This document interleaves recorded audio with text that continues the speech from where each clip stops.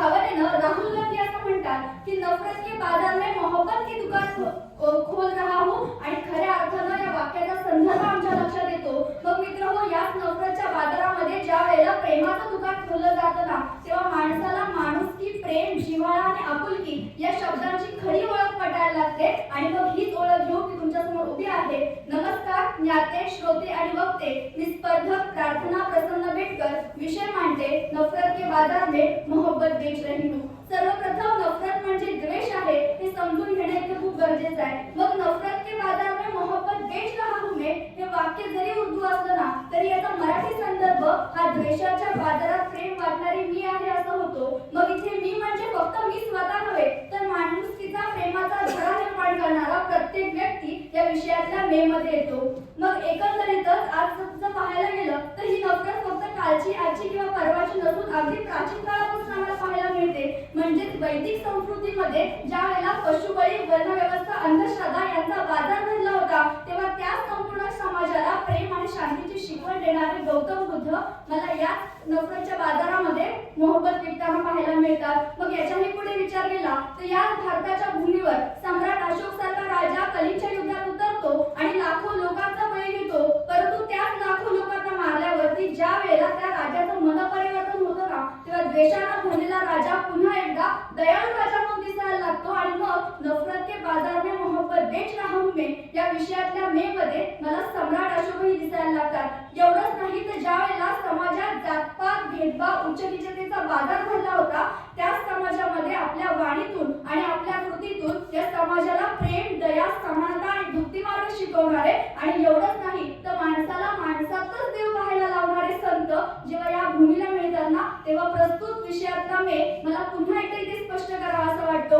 मग तसं बघायला गेलं तर आजही नफरत कुठेतरी कमी पडलेली आम्हाला पाहायला मिळते, कमी झालेली पाहायला मिळत नाही। मग कुणी आज जातीवरून द्वेष करतंय, कुणी रंगावरून द्वेष करतंय, कुणी गरिबीवरून द्वेष करते, तर कुणी स्वतःचं प्रेम मिळवायलाही द्वेष करतंय। म्हणजे आज तुम्हाला इथे हिणवलं जाऊ शकतं, तुमच्यावरती थुंकलं जाऊ शकतं, तर तुम्हाला दगडाने ठेचलंही जाऊ शकतं। म्हणून कुठेतरी ज्या प्रकारे या दगडाने शिल्प तयार केली जातात ना, त्याच प्रकारे नफरत करता करता प्रेमही करता येऊ शकतं। आणि मला असं वाटतं की हेच प्रेम करता करता आपल्यातच कुणीतरी उद्या उठून समाज सुधारक बनू शकतो, आपल्यातच कुणीतरी गरिबांचा वाली बनू शकतो। आणि म्हणूनच नफरत के बाजार में मोहब्बत बेच रहा हूं मैं या विषयातल्या मे मध्ये मला तुम्ही सगळेही दिसायला लागतात। मग सर, बेंगलोर सारख्या शहरामध्ये ज्या वेळेला मुस्लिम समाजातील जहूर अहमद आणि मोहम्मद अमीर नावाची व्यक्ती गिफ्टिंग सुना नावाचा एक पहल राबवते आणि मग ईदच्या दिवशी फक्त आपल्या समुदायातील नाही तर अगदी मंदिरामध्ये जाऊन पुजाऱ्यांना देखील जेव्हा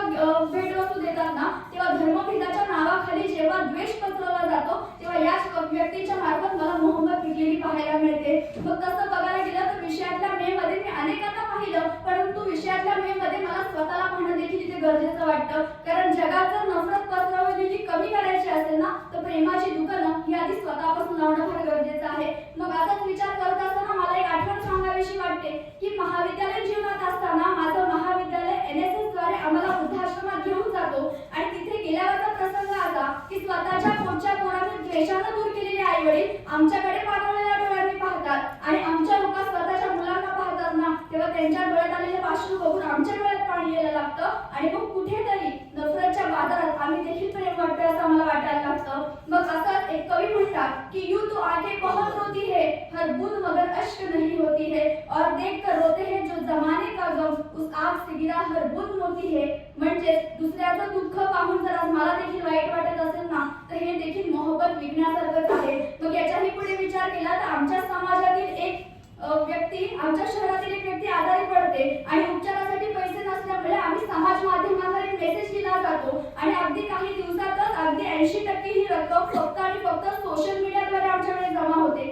सांगायचा मुद्दा इतका की ज्या समाज माध्यमांवर ट्रोलिंग आणि टीका करून द्वेष पसरवला जातो ना, त्या समाज माध्यमांचा वापर करून कुठेतरी आज समाजामध्ये एखाद्याचा जीवही वाचवला जाऊ शकतो। आणि मग या नफरतच्या बाजारात मी आणि मदतीला आलेला प्रत्येक माणूस हा कुठेतरी इथे माणुसकीचा धर्म जपताना आम्हाला पाहायला मिळतो। मग ही माणुसकी फक्त माणसांवर असावी का? तर नाही। मग दारात आलेल्या कुत्र्याला भाकरीचा तुकडा देणं असेल, भुकेलेल्या मांजरीला वाटीभर दूध देणं असेल, उन्हात फिरणाऱ्या